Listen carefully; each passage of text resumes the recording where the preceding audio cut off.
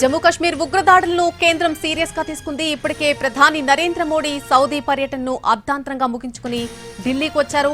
Airport లోనే high level meeting నిర్వహించారు.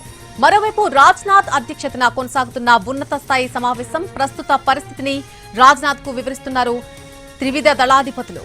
ఉగ్రదాడిపై ప్రతిస్పందనకు సిద్ధంగా ఉన్నామని రాజ్నాథ్ కు చెప్పారు త్రివిధ దళాధిపతులు. మరొక వైపు సాయంత్రం 6 గంటలకు కేబినెట్ కీలక సమావేశం కూడా ఉండబోతోంది. ఈ సమావేశానికి పహల్గామ్ నుంచి నేరుగా హాజరు కాబోతున్నారు అమిత్ షా. ప్రధాని అధ్యక్షతన జరిగేటువంటి సమావేశంలో కీలక నిర్ణయాలు తీసుకునే అవకాశం కనిపిస్తోంది. ఇదే అంశానికి సంబంధించి పూర్తి అప్డేట్ మా ప్రతినిధి ప్రసాద్ లైవ్ లో అందిస్తారు. ప్రసాద్, ప్రధాని అధ్యక్షతన ఒక కీలక సమావేశం జరగబోతోంది. కొన్ని కీలక నిర్ణయాలు తీసుకునే అవకాశం ఉంది. ఎప్పుడు జరగబోతోంది సమావేశం?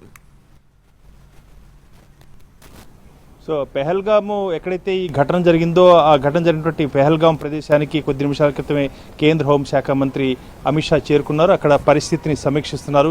ఈ ఘటన జరిగిన క్రమాన్ని అక్కడ ఉన్నటువంటి అధికారులు వివరించే ప్రయత్నం చేస్తున్నారు. ఆ తర్వాత ఇక్కడ జరిగినటువంటి సందర్శన వివరాలు, అదేవిధంగా అక్కడ ఉన్న క్షేత్రస్థాయిలో ఉన్న పరిస్థితిని కేంద్ర కేబినెట్లో వివరించేందుకు అవకాశం ఉంటుందిగా తెలుస్తుంది. సాయంత్రం 6 గంటలకు ప్రధాన నివాసంలో ఈ కేబినెట్ సమావేశం జరిగే అవకాశం ఉంటుందిగా తెలుస్తుంది. ప్రధానంగా ఆర్థిక మంత్రి కూడా విదేశీ పర్యటనలో ఉన్నారు. ఆమె కూడా సాయంత్రం చేరుకునే అవకాశం ఉంటుందిగా తెలుస్తుంది. కాబట్టి అందరూ వచ్చిన తర్వాతనే పూర్తి స్థాయిలో దానిపై చర్చించి కీలకమైన నిర్ణయాలు తీసుకునే అవకాశం ఉంటుందిగా తెలుస్తుంది. అయితే పెహల్గాం ఘటన చెందినటువంటి అంశంపై భారత ప్రభుత్వం చాలా సీరియస్గా ఉంది. పాక్ను పూర్తి స్థాయిలో కట్టడి చేసేందుకు గాను ఎన్నెన్ని అవకాశాలున్నాయి వాటన్నిటి కూడా పూర్తి స్థాయిలో ఒకేసారి ప్రయోగించి ఆ మేరకు పూర్తి స్థాయిలో పాకిస్తాన్ను కట్టడి చేయాలని చెప్పి ప్రయత్నం చేసే అవకాశం ఉండగా తెలుస్తుంది. పెద్ద ఎత్తున తీవ్రమైనటువంటి పరిణామాలు ఉండే అవకాశం ఉంది. అయితే వ్యూహాత్మక నిర్ణయాలతోనే ముందడుగు వేసే అవకాశం ఉండగా కూడా తెలుస్తుంది. దీనికి సంబంధించి గతంలో జరిగినటువంటి అనేక ఘటనలు మనం కనుక పరిశీలించినట్లయితే ఏ రకంగా వ్యూహాత్మకంగా భారత ప్రభుత్వం తన యొక్క చర్యలను చేపట్టిందో అన్న అంశాన్ని కూడా మనం చూసుకోవడానికి అవకాశం ఉంది. సర్జికల్ స్ట్రైక్ కానీ ఇతరత్ర అనేక అంశాలు. కాబట్టి దీనిపై కూడా పూర్తి స్థాయిలో పాకిస్తాన్ కట్టడి చేసేందుకు ప్రపంచవ్యాప్తంగా పాకిస్తాన్ యొక్క నిజస్వరూపాన్ని బయటపడేసి ఆ మేరకు పాకిస్తాన్ ఒంటరి చేసేందుకు ఇటు దౌత్యపరంగా అదేవిధంగా రాజకీయ పరంగా కూడా భారత ప్రభుత్వం తన యొక్క నిర్ణయాలు తీసుకునే అవకాశం ఉండగా తెలుస్తుంది. ఇప్పుడు ప్రస్తుతానికి మాత్రం ఉన్నటువంటి పరిస్థితి చూసినట్టయితే రక్షణ శాఖ మంత్రి రాజ్నాథ్ సింగ్ అధ్యక్షతన ఉన్నత స్థాయి సమావేశం జరుగుతుంది. త్రివిధ దళాధిపతులు ఆ సమావేశంలో పాల్గొన్నారు. ఎలాంటి పరిస్థితులను కానీ ఎప్పటికైనా స్పందించేందుకు తాము సిద్ధంగా ఉన్న అంశాన్ని కూడా త్రివిధ దళాధిపతులు కూడా రక్షణ శాఖ మంత్రికి వివరించినట్టుగా తెలుస్తుంది. కాబట్టి అన్ని రకాలుగా ఇటు అంతర్జాతీయ సరిహద్దు రేఖా ప్రాంతంలో కానీ అదేవిధంగా అనేకటువంటి కీలకమైన రక్షణ స్థావరాలకు సంబంధించినటువంటి అంశంలో కానీ ఏ రకంగా స్పందించాలి అన్నపై ఒక వ్యూహాత్మకంగా కూలంకుషంగా చాలా హోల్సమ్ స్ట్రాటజీ యాక్టివిటీని చేసేందుకు భారత ప్రభుత్వం ప్రయత్నం చేస్తుంది.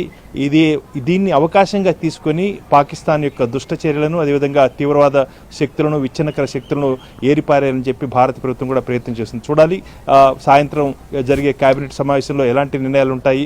నిర్ణయాలు బయటకు చెప్పకపోయినా కానీ వ్యూహాత్మకంగా కానీ భారత ప్రభుత్వం స్పందించాలని చెప్పి జమ్మూ కాశ్మీర్లో మహిళలు తమ యొక్క నిరసన ప్రదర్శన నిర్వహించడం, పూర్తి స్థాయిలో జమ్మూ శ్రీనగర్లో కూడా కాశ్మీర్లో కూడా ప్రజలు తమ యొక్క నిరసనను వ్యతిరేకతను కూడా వ్యక్తం చేశారు ఈ ఘటన పట్ల. కాబట్టి అటు స్థానికంగా ఉన్నటువంటి ప్రజల యొక్క అభిప్రాయాన్ని కానీ దేశవ్యాప్తంగా ఉన్నటువంటి ప్రజల యొక్క అభిప్రాయాన్ని కానీ పరిగణలో తీసుకున్నట్లయితే తీవ్రమైన నిర్ణయాలు తీసుకునేందుకు అవకాశం తెలుస్తుంది.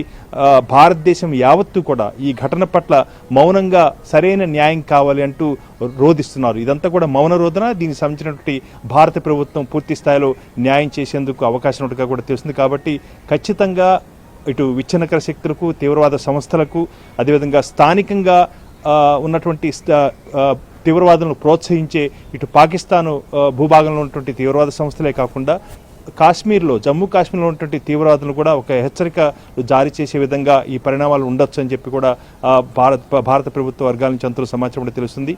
ఈరోజు జరగబోయే వరుస సమావేశాలు చాలా కీలకంగా కాబోతున్నాయి.